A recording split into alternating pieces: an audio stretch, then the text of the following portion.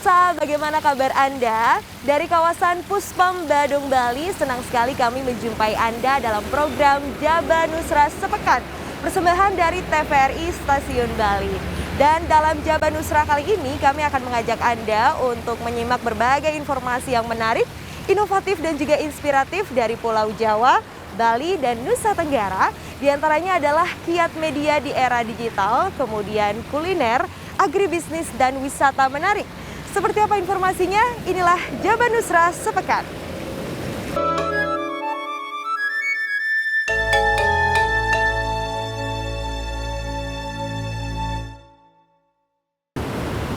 Pemirsa, pertama-tama kita akan mengunjungi salah satu media di Jawa Barat yang tetap eksis di era digital. Setelah itu kita akan ke Kota Kupang, Nusa Tenggara Timur, di mana para seniman mengekspresikan seninya dalam sebuah seni mural. Seperti apa informasinya? Berikut selengkapnya.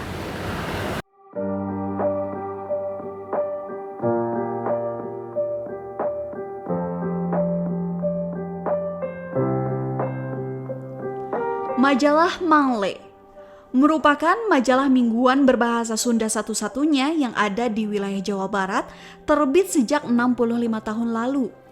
Sebuah majalah yang berisi 50% berupa fiksi atau cerita budaya Sunda dan 50% lainnya berisi non-fiksi atau berbagai informasi aktual, penting dan menarik yang terjadi di wilayah Jawa Barat dan sekitarnya.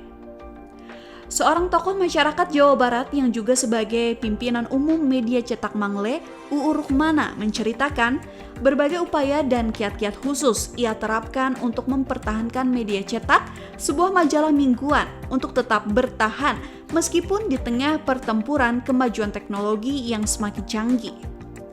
Menurutnya, dengan terus berinovasi melalui majalah Sunda, berarti telah mempertahankan serta menjunjung tinggi bahasa Sunda, kebanggaan masyarakat Jawa Barat. UU Rukmana menegaskan hadirnya sebuah media atau pers dalam menyampaikan informasi memiliki peran yang sangat penting karena adanya pers, cerita tentang dunia dapat segera diketahui masyarakat luas. Pers di mata saya adalah pejuang dalam rangka memajukan bangsa. Tanpa ada pers kita tidak tahu bangsa kita ini sudah sampai mana. Apakah bangsa kita ini maju? Apakah bangsa ini tidak maju? Itu yang bertanggung jawab dan yang sangat jujur pers. Ya. Dan dengan dunia pers kita jadi mengenal dunia. Gitu, ya. Kita kan lihat pers, jadi saya tahu kejadian di Amerika juga dalam sekejap kan gitu. Jadi di mata saya pers itu pejuang buat memajukan bangsa.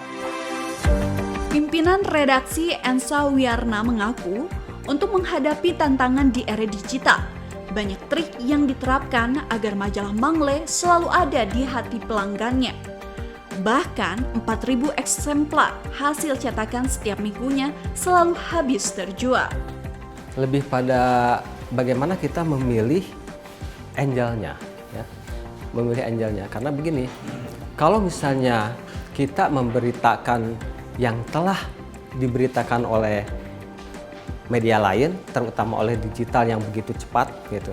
Nah, kita tentu akan kehabisan di situ. Kita akan kehilangan pasar.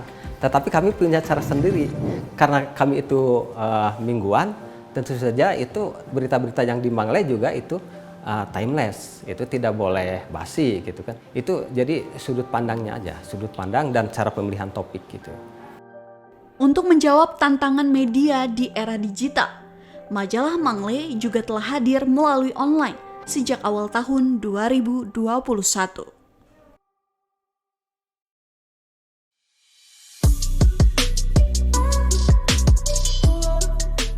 Street art atau seni jalanan mulai hidup di Kota Kupang.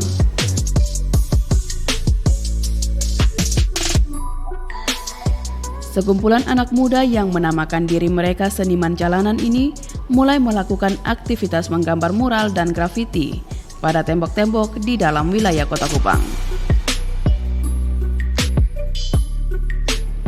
Sasaran mereka adalah tembok-tembok di ruang publik yang kotor dengan aksi vandalisme oleh oknum-oknum yang tidak bertanggung jawab.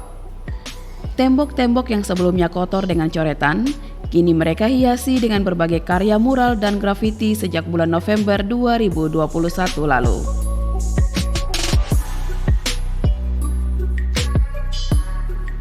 Kali ini lokasi mereka untuk menuangkan karya seni adalah di salah satu tembok di Jalan Soferdi, Kelurahan Oebufu, Kota Kupang. Di permukaan tembok yang panjangnya sekitar 200 meter ini, seniman-seniman muda ini mulai mengekspresikan berbagai karya seni mural dan grafiti.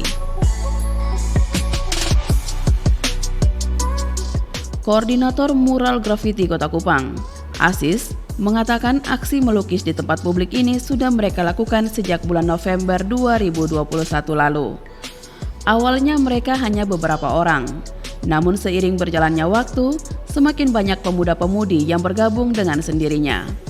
Dan saat ini ketika mereka melakukan gerakan untuk menggambar di ruang publik, sudah lebih dari 20-an seniman jalanan Kota Kupang yang ikut terlibat.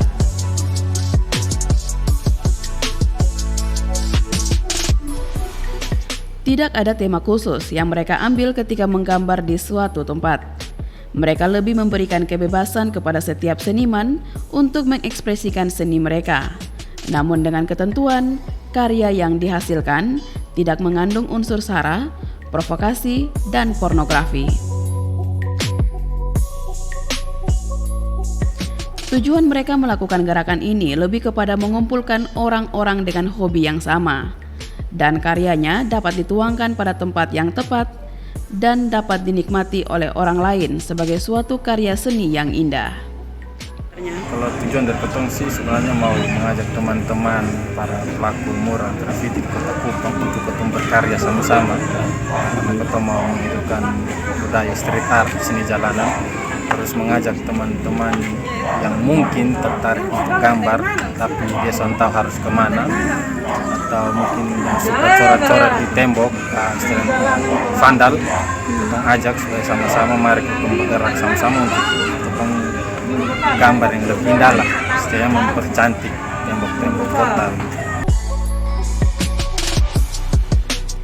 Aktivitas menggambar mural dan grafiti ini menarik perhatian masyarakat yang tinggal di sekitar. Bahkan, para seniman ini juga melibatkan anak-anak di lingkungan sekitar yang tertarik, bahkan yang memiliki bakat seni untuk ikut mengekspresikan seni mereka.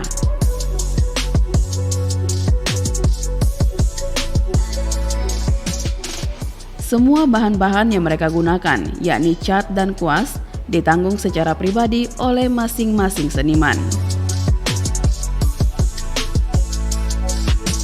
Aktivitas mereka ini dilakukan setiap akhir pekan dan selalu berpindah-pindah tempat dalam wilayah Kota Kupang.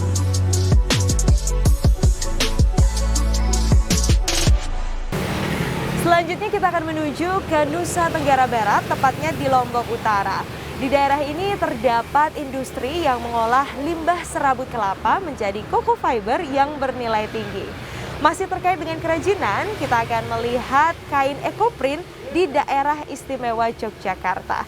Penasaran? Kita lihat sama-sama. Serabut kelapa yang biasanya masih dibuang oleh petani ternyata mampu memiliki nilai ekonomi yang cukup tinggi. Di Desa Segara Katon, Kecamatan Gangga, Kabupaten Lombok Utara, terdapat industri pengolahan serabut kelapa.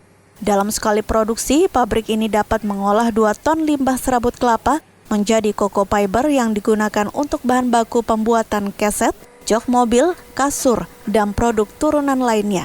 Harga koko fiber mencapai Rp2.500 per kilogram. Bahan baku industri ini diperoleh dari para petani Lombok Utara. Seorang karyawan industri pengolahan serabut kelapa, Ahyar, menuturkan, koko fiber yang dihasilkan dikirim ke Pulau Bali dan Sumbawa. Selain diolah menjadi koko fiber, debu atau limbah hasil pengolahan serabut kelapa ini juga diolah menjadi koko fit atau media tanam. Biasanya ke Bali, ke Sumbawa, kalau yang dari proses produksi serabutnya sekitar 1 hari lah, 1 hari sama jemur. Industri pengolahan serabut kelapa ini sudah beroperasi selama 15 tahunan.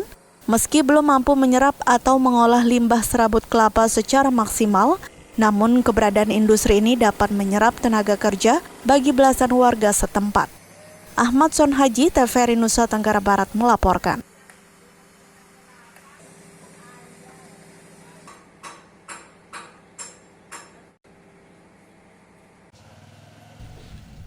Untuk menambah keindahan produk ekoprint yang terus berkembang dan digemari saat ini, para pecinta ekoprint di Yogyakarta terus berinovasi dalam mengembangkan berbagai teknik serta cara pewarnaan, agar hasil kain ekoprint nampak lebih menarik. Salah satunya dengan memberikan tambahan proto atau warna emas pada kurat motif ekoprint. Cara yang digunakan hampir sama dengan pemberian proto pada kain batik. Glitter prodo dicampur dengan perekat lalu ditambahkan pengencer agar mudah diaplikasikan menggunakan canting tulis atau kuas. Lapisan warna keemasan yang biasa diberikan pada kain motif batik ini diguratkan pada kain ekoprint untuk mempertegas motif ekoprint yang biasa berupa bentuk daun, bunga, atau bagian dari tanaman. Prada sendiri kan yang digunakan di batik di zaman itu kan sampai sekarang ini.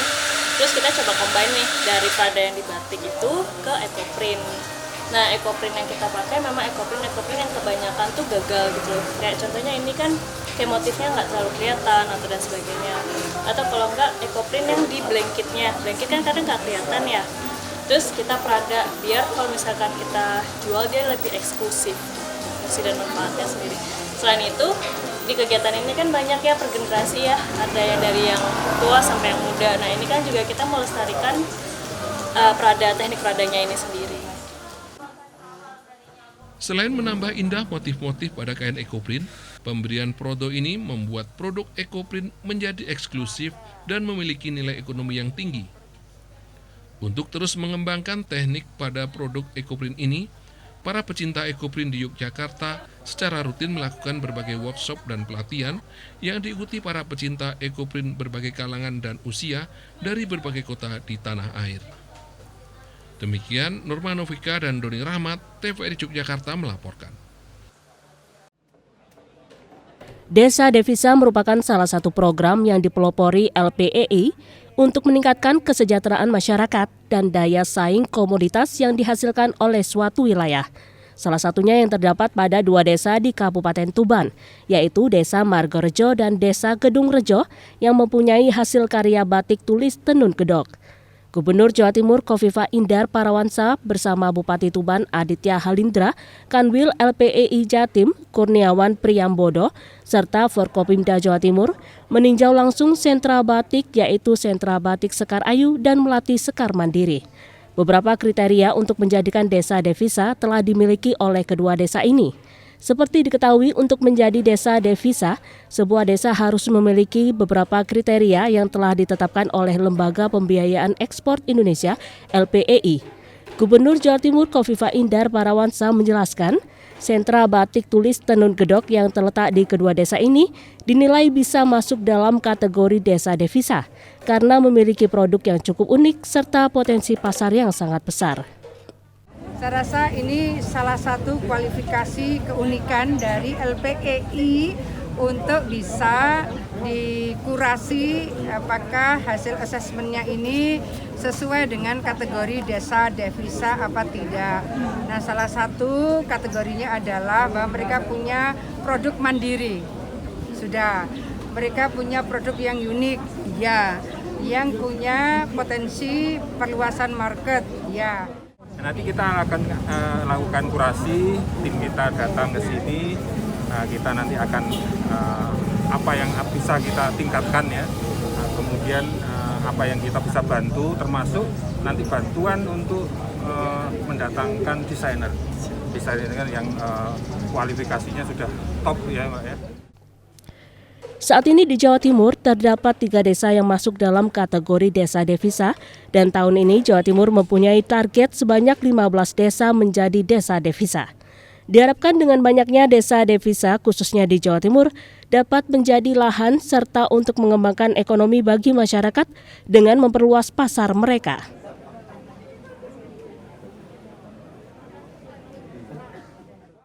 Pemirsa, jahe merah masih menjadi primadona di tengah pandemi COVID-19. Seperti apa peluang budidaya jahe merah ini? Ikuti informasi selengkapnya sesaat lagi. Tetaplah bersama kami dalam Jabanusra Sepekan.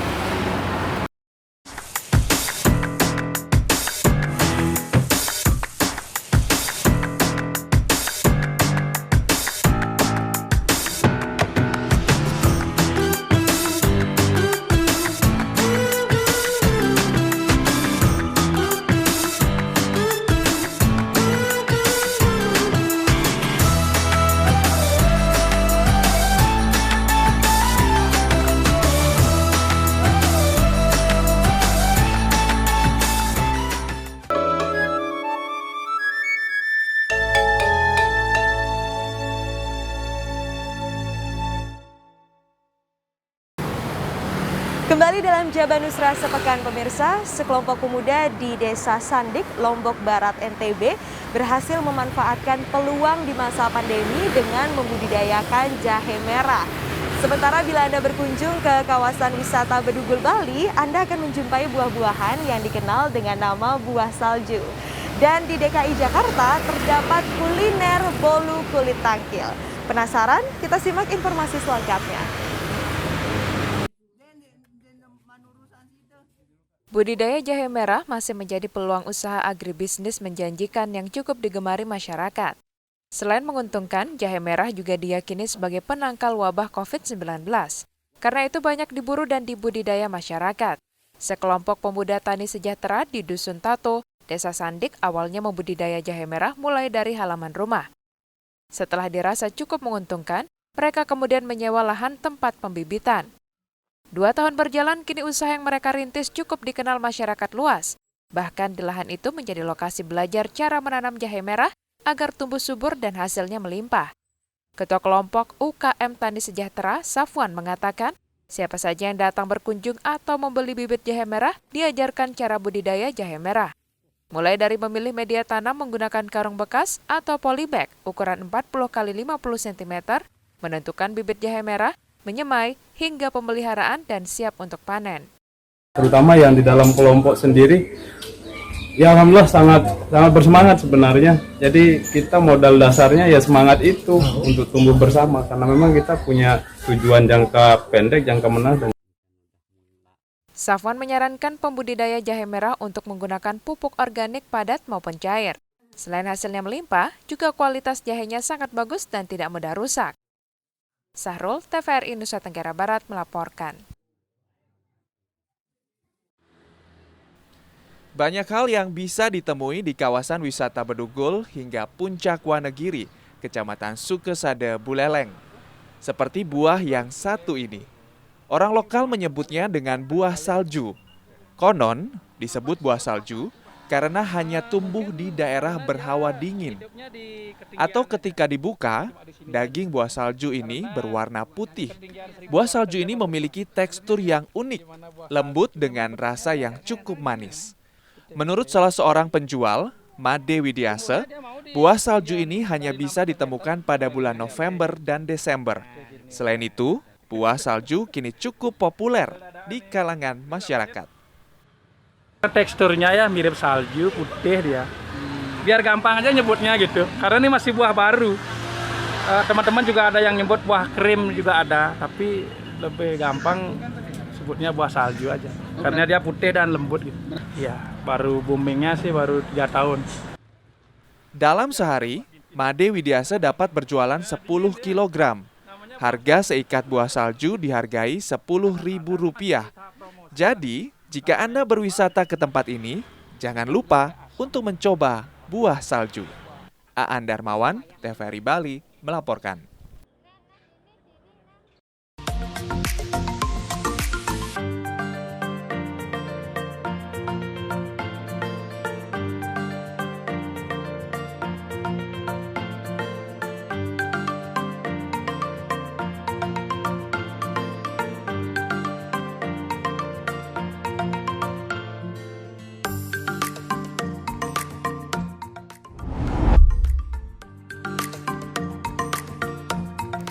Ya pemirsa, saat ini saya sedang berada di rumah produksi dari bolu kulit tangkil yang merupakan panganan khas Kota Serang, Banten. Nah, ini merupakan satu-satunya produsen bolu kulit tangkil yang ada di Kota Serang. Mendengar nama serta bahan dasarnya saja membuat saya penasaran dengan rasa dan bagaimana cara pengolahannya. Untuk itu saya yakin pemirsa sekalian juga penasaran kan?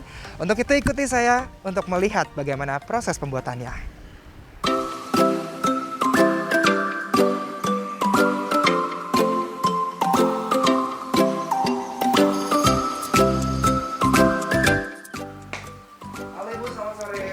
Ya, di tempat ini saya akan mencoba mengobati rasa penasaran terhadap sebuah inovasi yang dilakukan oleh Rumah Bolkuta atau Rumah Bolu Kulit Tangkil. Kulit tangkil atau kulit melinjo biasanya kita temui hanya sebagai limbah setelah kita mengkonsumsi sayur asem atau berbagai produk olahan melinjo lainnya. Namun, di tangan Ibu Lenda, limbah itu kini disulapnya menjadi panganan khas yang dapat kita jadikan sebagai oleh-oleh setelah kita mengunjungi Kota Serang, Banten. Beruntung sekali saat ini saya dapat menemani Ibu Lenda memasak kue ini bersama. Langkah pertama yang harus dilakukan untuk membuat bolkuta, kita harus memilah terlebih dahulu kulit tangkil yang akan digunakan. Kulit tangkil dengan warna merah pekat adalah yang terbaik untuk mengolahnya menjadi bolu, sedangkan yang berwarna oranye dapat diolah menjadi manisan kulit tangkil dan dapat juga digunakan sebagai hiasan pemanis bolkuta. Untuk kulit tangkil yang kurang bagus sebaiknya dibuang agar hasil yang didapatkan bisa sempurna. Setelah itu, kulit tangkil yang dihaluskan dapat dicampur dengan bahan utama lainnya. Tidak ada teknik khusus saat pencampuran seluruh bahan. Hanya dengan sentuhan hati dan ketekunan pembuat, tentu saja bolu yang dihasilkan akan maksimal. Sekedar informasi, warna alami yang dihasilkan melinjo ini dapat menjadi faktor yang menarik saat kue matang, sehingga nantinya kue yang dihasilkan akan berwarna oranye cenderung kemerahan. Setelah seluruh bahan dicampur, dilakukannya proses pemanggangan selama beberapa menit. Keahlian yang baik dalam memanggang juga diperlukan agar bolu yang dihasilkan lebih maksimal. Hanya butuh beberapa puluh menit saja dan bolu siap dihias.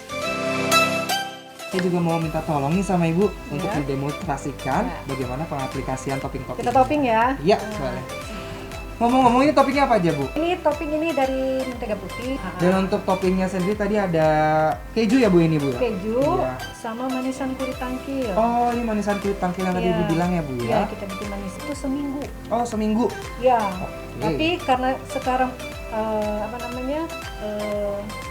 keempukannya beda. Oh oke. Kita isi dulu. Baik Bu, nah ini sambil saya tanya-tanya lagi nih Bu sama Ibu.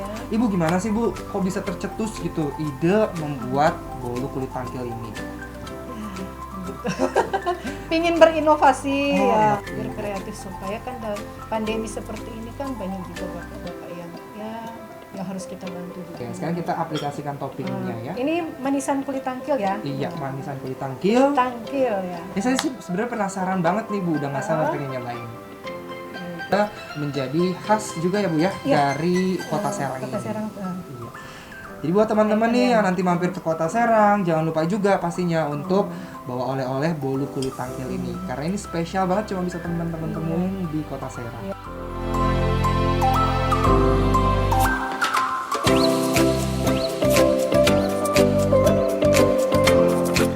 Sekedar informasi, awal mulanya ide Ibu Lenda untuk mengolah limbah kulit tangkil menjadi bahan utama pembuatan bolu ini sempat mendapatkan cibiran dari masyarakat sekitar.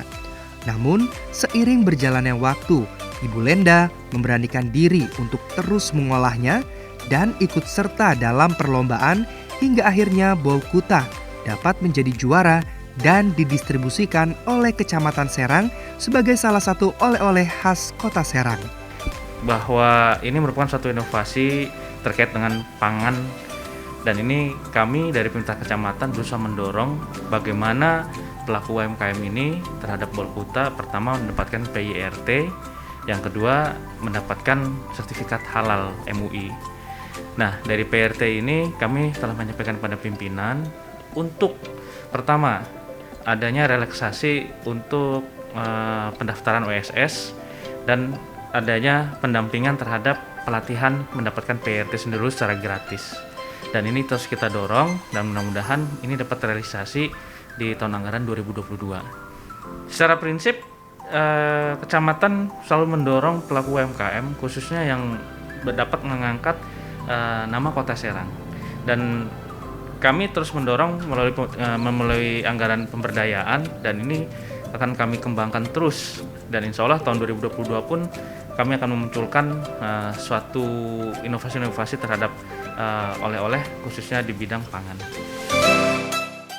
Kalau gitu langsung saya coba boleh ya Bu ya? Silakan. Jadi boleh kita coba langsung ya. Ini di atasnya ada manisan kulit tangkilnya dan di bawahnya ini bolunya. Wow, 2 layer bolunya. Kalau untuk topping keju, ya ini dia. Enak juga pemirsa. Jadi ini bisa pemirsa rasakan, coba langsung untuk datang ke Bolu Kulit Tangkil yang ada di Kota Serang.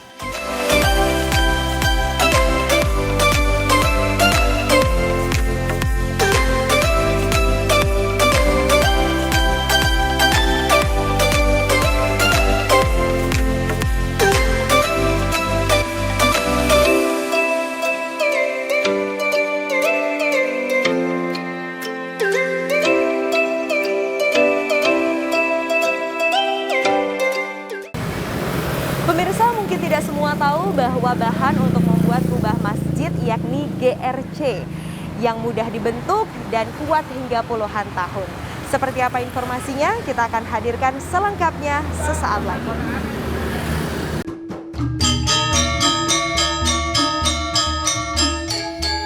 Budaya dan karya seni merupakan kekayaan Indonesia yang sudah mendunia.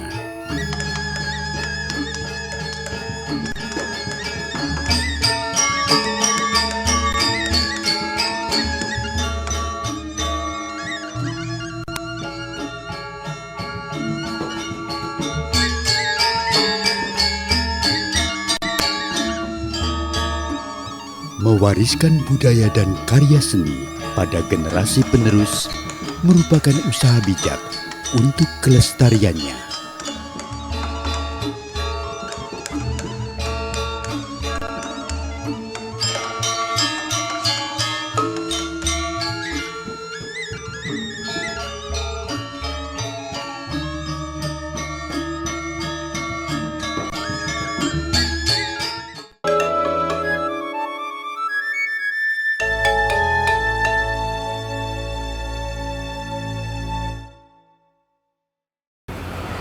Pemirsa, kembali dalam Jaba Nusra Sepekan.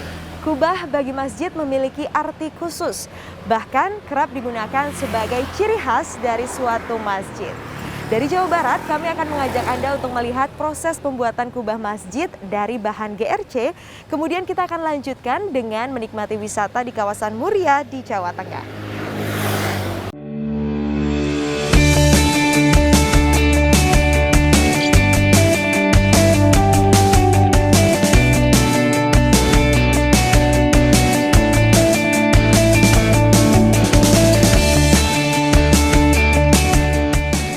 Walaupun saat ini banyak arsitektur masjid didesain tanpa kubah, namun sebagian besar masjid masih menggunakan kubah.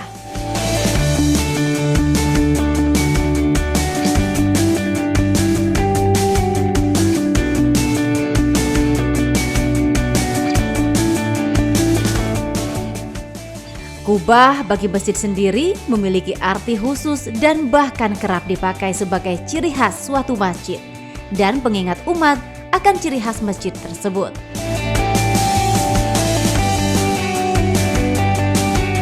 Seperti misalnya kubah hijau yang ada di sebelah tenggara Masjid Nabawi di Madinah, menjadi ciri khas masjid yang dibangun Rasulullah Muhammad.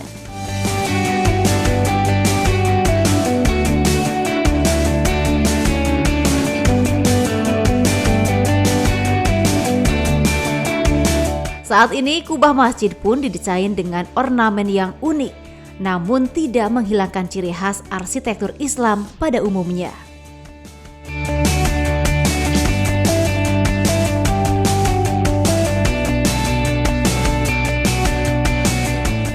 Kubah masjid pun dibuat dengan aneka warna-warna yang menarik. Salah satu bahan untuk membuat kubah masjid adalah GRC. Bahan dipilih karena sifatnya mudah dibentuk dan kuat hingga puluhan tahun. Di kawasan Nagrek, Kabupaten Bandung, salah satu produsen kubah GRC mampu memenuhi pesanan yang datang dari seluruh Indonesia. Sudah banyak masjid di berbagai kota yang kubahnya dibuat di Nagrek ini.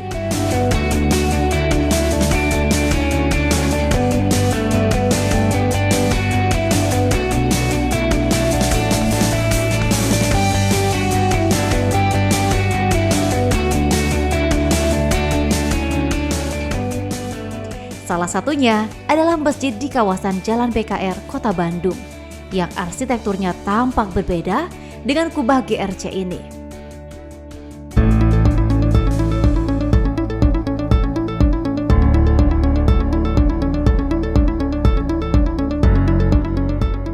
Selain kubah, di sini juga dapat dipesan berbagai ornamen untuk bangunan, seperti roster dan partisi bangunan bernuansa Islami.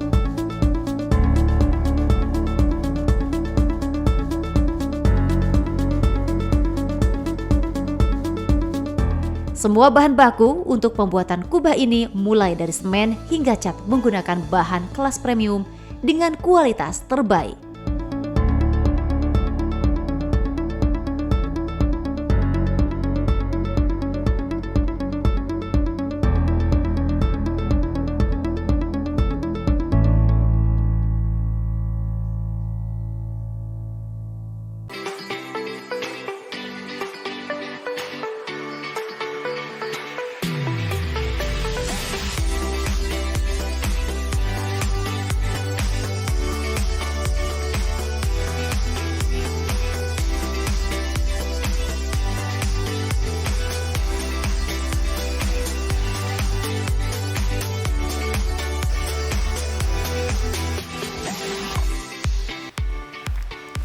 Sendang Tiga Rasa, Poros Derek. Sendang Tiga Rasa ini adalah salah satu destinasi wisata yang cukup terkenal dari Kabupaten Kudus yang letaknya juga ada di area Pegunungan Muria. Konon, di Sendang Tiga Rasa ini memiliki 3 mata air dengan rasa yang berbeda-beda. Katanya sih ada yang rasa seperti soda, ada rasa juga asam atau entahlah. Kita coba langsung ya Poros Derek di dalam.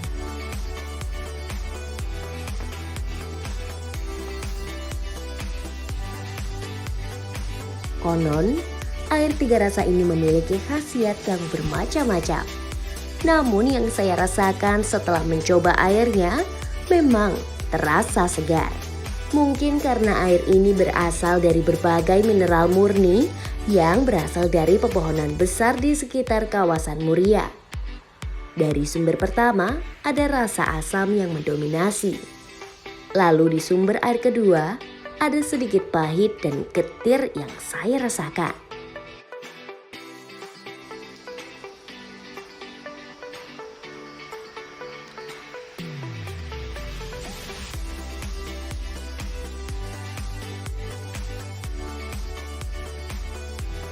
Berbeda pula dengan sumber air ketiga. Ada rasa pahit dan manis yang mencecap pada lidah saya.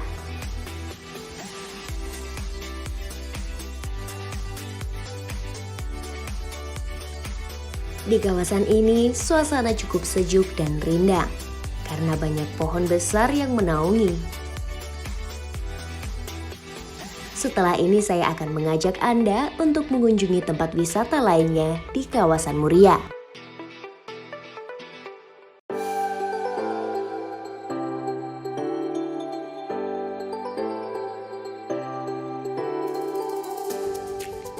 Pemandangan yang menarik memang menjadi salah satu daya tarik para wisatawan untuk berkunjung ke tempat wisata kawasan Gunung Muria.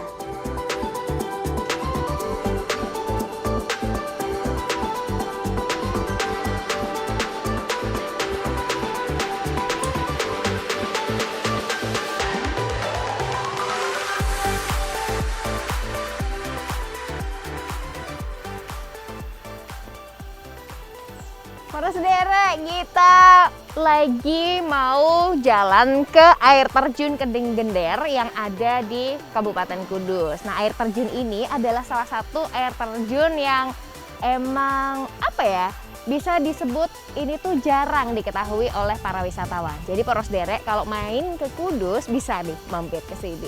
Ikutin aku terus ya, karena aku juga nggak tahu jarak dari pintu masuk ke air terjunnya itu berapa lama.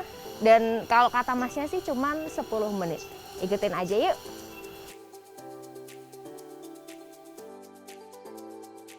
Dari pintu masuk, sayup terdengar gemericik air yang sangat menenangkan hati. Perjalanan dari pintu masuk Kedung Gender tidak jauh. Setelah melewati anak tangga, di tengah perjalanan kita akan menemukan pemandangan indahnya pepohonan hijau yang menjadi latar sebuah aliran sungai yang sangat syahdu. Dari sini kita bisa melihat banyak tenda camping warna-warni yang sepertinya bisa digunakan untuk disinggahi.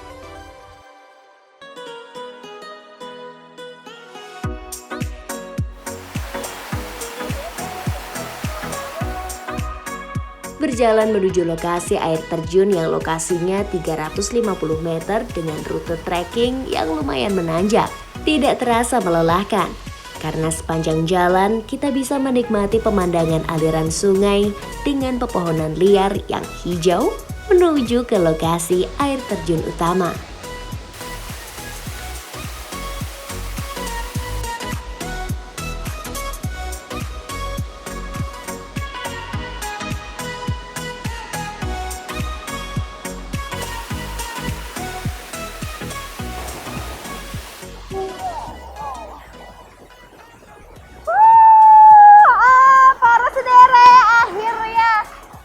Kita udah lewatin, ada beberapa jalur yang ketutup longsor juga, tapi cakep banget, indah banget. Dan meskipun di sini agak gerimis ya poros derek, tapi syukurlah airnya tuh bisa dilihat masih jernih, worth it banget buat yang mau kesini. Tapi hati-hati karena banyak banget jalan yang licin, batu-batuannya juga licin, pokoknya stay safe. Kita nikmatin dulu keindahan dari air terjun Kedung Gender.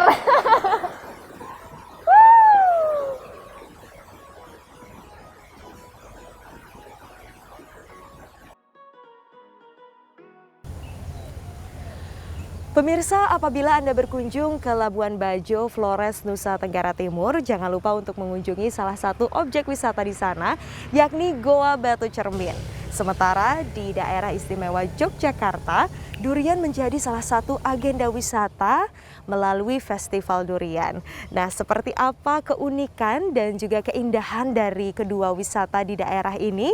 Kita akan simak informasinya bersama-sama. Persembahan dari TVRI Stasiun NTT dan juga Yogyakarta berikut ini.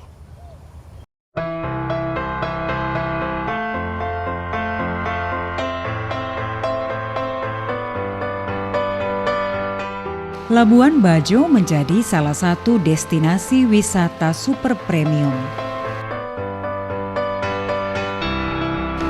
Komodo dan keindahan pulau-pulau kecil memiliki daya pikat dan daya tarik tersendiri bagi wisatawan mancanegara maupun wisatawan-wisatawan dalam negeri untuk berkunjung lagi dan lagi ke Kabupaten Manggarai Barat di Provinsi Nusa Tenggara Timur ini.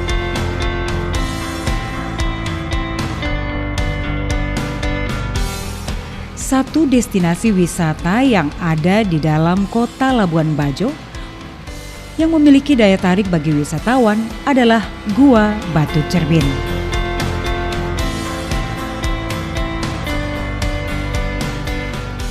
Gua Batu Cermin ini merupakan salah satu objek wisata yang mendapatkan sentuhan penataan oleh pemerintah pusat dalam mendukung Labuan Bajo sebagai destinasi pariwisata super premium.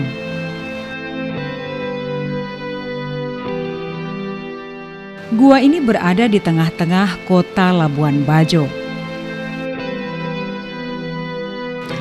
Celah-celah batu kapur setinggi kurang lebih 75 meter dengan luas sekitar 300 meter persegi ini memantulkan cahaya matahari yang menerobos masuk menembus pepohonan berduri, sehingga menyerupai bayangan-bayangan cermin.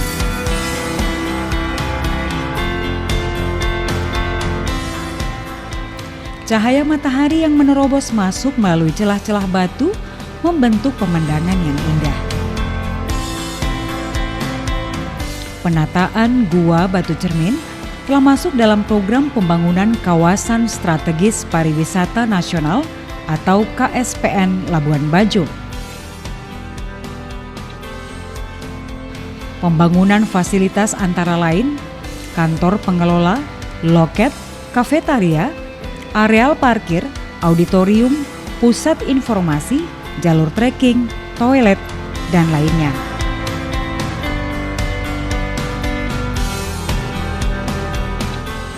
Pengunjung Gua Batu Cermin dapat menyaksikan bagian dalam gua yang telah dilengkapi dengan sejumlah fasilitas untuk memudahkan akses dan informasi petunjuk serta fasilitas pendukung lainnya.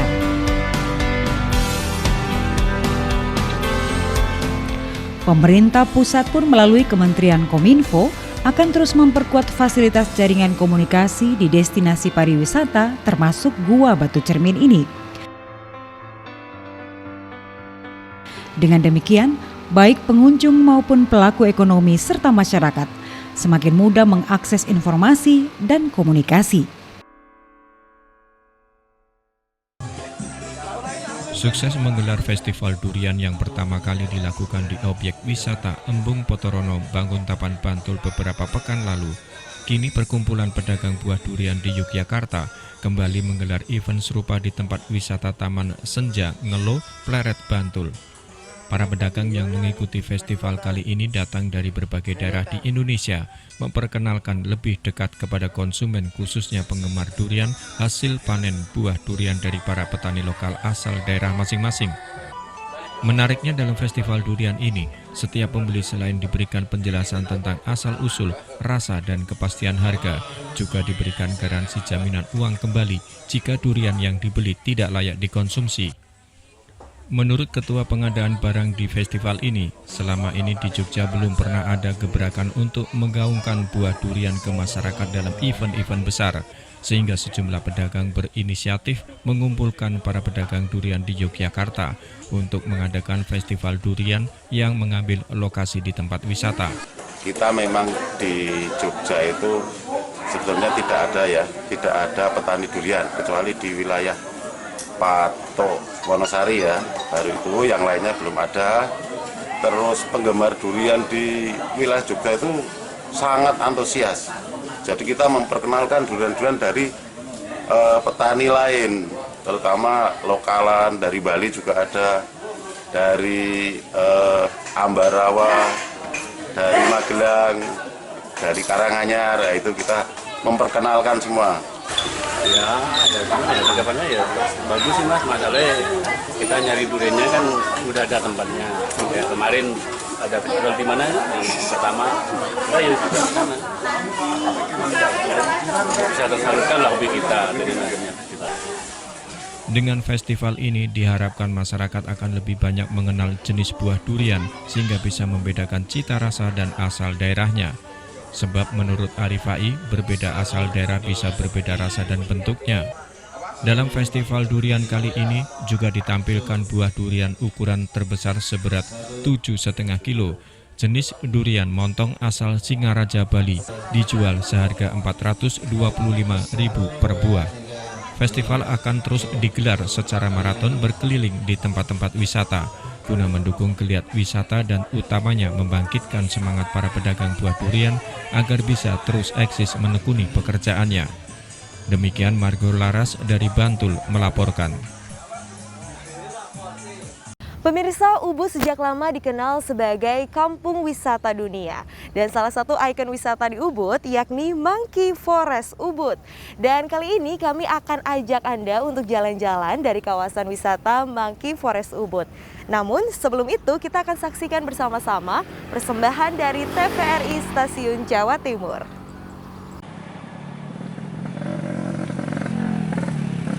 Beginilah suasana pegunungan Kecamatan Wonosalam, Kabupaten Jombang.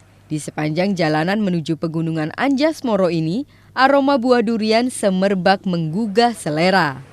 Durian Bido merupakan buah lokal Wonosalam yang sudah kondang memiliki rasa yang khas, yakni manis pahit dan legit.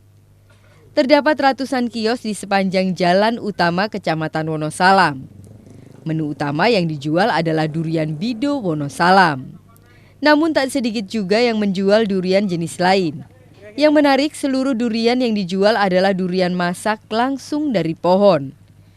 Salah satunya seperti di kios yang terletak di Dusun Sumber Desa Wonosalam, Kecamatan Wonosalam, Jombang, yang tak pernah sepi dari pembeli. Lestari, salah satu penggemar buah durian, mengaku buah durian Wonosalam rasanya manis legit pahit dan buahnya lentur, padat, tidak banyak mengandung air. Sehingga banyak dicari konsumen karena rasanya yang khas dan membuat ketagihan. Khasnya durian Wonosalam ini kalau lokalnya ini lebih ke manis, pahit, sama lebih legit, sama dagingnya lebih montok daripada durian Simas, rasanya cuma manis saja. Sementara itu di kios milik Ida Nani ini terdapat banyak jenis durian dijual. Mulai jenis durian Bido, Manalagi, Bawor, Montong, Simas, Susu, dan duri hitam. Pada musim hujan saat ini, jumlah buah durian yang siap dipanen agak menurun. Namun demikian, peminat buah durian masih tetap tinggi. Untuk satu harga durian kecil Rp35.000, sedangkan ukuran besar bisa mencapai Rp150 hingga Rp200.000 per buah. Sehingga omset penjualan setiap bulan masih bisa menembus Rp20 juta. Durian jenis montong lokal ada, montong kani ada, terus mana lagi durian bawor, banyak jenisnya. Yang paling laku, Mbak? Di sini mana lagi sama susu, durian susu. Biasanya cari durian duri hitam, sama mana lagi khasnya. Khas Wonosalam? Iya. Rasanya gimana? Manis, pahit, legit. Dagingnya juga tebal. Durian Bido Wonosalam merupakan durian endemik khas Wonosalam, Jombang. Keberadaannya kini mulai langka dan diburu para penyuka buah durian. Meski saat ini durian Bido sudah mendapat sertifikasi dari pemerintah, namun keberadaannya tidak sebanding dengan permintaan pasar.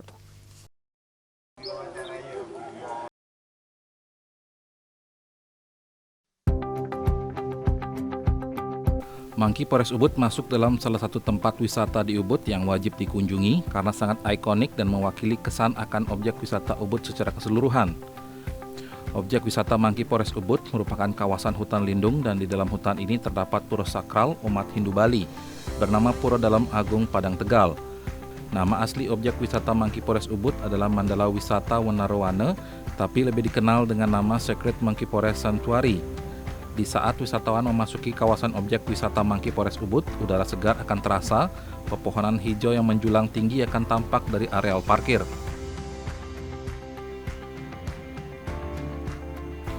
Wisata Monkey Forest menjadi salah satu wisata favorit di Bali, di mana wisatawan yang datang ke Bali tidak lengkap bila tidak berkunjung ke Monkey Forest yang berada di Jalan Monkey Forest Ubud, Kabupaten Gianyar, Bali. Jika berangkat dari Bandara Internasional I Gusti Ngurah Rai langsung menuju lokasi Monkey Forest, memerlukan waktu kurang lebih 1 jam 15 menit dengan jarak tempuh sekitar 36 km. Tidak mengherankan bila wisata Monkey Forest selalu dibanjiri pengunjung baik lokal Bali, domestik maupun wisatawan mancanegara. Dengan meningkatnya pengunjung ke wisata Monkey Forest, pihak pengelola terus melakukan pembenahan yang tidak mengganggu keasrian hutan lindung yang menjadi habitat monyet. Hal ini bertujuan untuk lebih memanjakan pengunjung sehingga memiliki kesan tersendiri saat usai melaksanakan wisata ke Pulau Dewata, Bali. Namun, apa boleh dikata, terjangan pandemi COVID-19 yang tidak terbendung melumpuhkan pariwisata Bali, memberi imbas terhadap kunjungan ke objek wisata Monkey Forest dan melakukan penutupan untuk umum. Kasus COVID-19 melandai, satu persatu objek wisata di Bali mulai dibuka, salah satunya objek wisata Monkey Forest Ubud. Penandaan dibukanya kawasan suci Wenarawana Mangkipores oleh Wakil Gubernur Bali, Cooke Arte Ardenuskawati, setelah hampir 8 bulan ditutup untuk umum akibat pandemi COVID-19. Namun demikian, upaya pencegahan penularan COVID-19 selalu dilakukan, mulai dari penerapan protokol kesehatan saat wisatawan berkunjung ke tempat ini. Perjalanan waktu di tengah pandemi, pengelola objek wisata Mangkipores mendukung program pemerintah dalam berperang melawan virus corona. Berbagai upaya dilakukan pihak pengelola agar objek wisata Mangkipores aman dari corona dan masuk dalam kawasan zona hijau, dan protokol kesehatan menjadi hal yang terpenting diterapkan di kawasan objek wisata ini. Perlahan tapi pasti, kasus COVID-19 yang mulai melandai di Bali dan Ubud khususnya, pengunjung ke objek wisata Mangkipores mulai bergerak meski belum sepenuhnya sesuai dengan harapan pengelola. General Manager Mangkipores, Nyoman Sutarjana, kunjungan wisatawan masih didominasi wisatawan lokal Bali dan luar Bali dan beberapa wisatawan mancanegara yang masih tinggal di Bali. Kalau saya lihat dari pertengahan bulan ini mulai geliatnya meningkat sedikit dari segi kunjungan. Mudah-mudahan ini bisa berlanjut ke depannya terus-menerus sampai pada saatnya mungkin border pariwisata untuk wisatawan mancanegara bisa dibuka. Di tengah mulai menggeliat wisatawan domestik berkunjung ke wisata Mangkipores, pemerintah kembali mengeluarkan surat edaran PPKM secara mikro. Menurut Nyoman Sutarjana, sangat mempengaruhi volume kunjungan yang secara perlahan mulai menggeliat. Sudah barang tentu dalam kondisi seperti ini kita menerapkan protokol kesehatan yang baik. Kita juga sudah mendapatkan sertifikasi untuk CASE sehingga tidak diragukan lagi untuk mengunjungi Mangkipores dengan aman, sehat dan menjaga kebersihannya juga. Sementara tiket masuk ke objek wisata Mangkipores Ubud, pihak pengelola penyesuaian dengan kondisi di tengah pandemi. Untuk wisatawan lokal yang berKTP Bali dikenakan Rp30.000 untuk dewasa dan Rp15.000 untuk anak-anak. Sementara wisatawan luar Bali harga tiket untuk dewasa Rp60.000 dan Rp30.000 untuk anak-anak. Igusti Ngurah Mertayasa dan Andika melaporkan. Demikian Jaban Nusra Sepekan edisi kali ini, semoga bermanfaat bagi Anda. Dan kami terus mengajak Anda untuk tetap disiplin menerapkan protokol kesehatan 5M, memakai masker, menjaga jarak, mencuci tangan dengan sabun di air mengalir, menjauhi kerumunan, dan membatasi mobilitas serta interaksi.